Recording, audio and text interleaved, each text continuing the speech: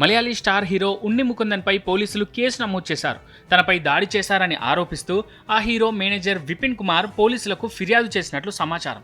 కొచ్చిలోని తన అపార్ట్మెంట్కు వచ్చిన తర్వాత హీరో ఉన్ని ముకుందన్ తనపై దాడి చేశారని ఆరోపిస్తూ పోలీసులను ఆశ్రయించారు మేనేజర్ విపిన్ కుమార్.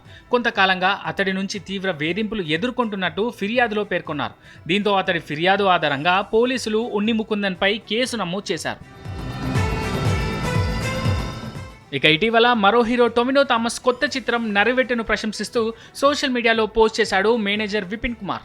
ఆ కారణంగానే తనను హీరో ఉన్ని ముకుందన్ కొట్టాడని మేనేజర్ విపిన్ ఆరోపించాడు. తన అపార్ట్మెంట్కు వచ్చి పార్కింగ్ స్థలానికి తీసుకెళ్లి మరీ తనపై దాడి చేశాడని ఫిర్యాదులో పేర్కొన్నాడు.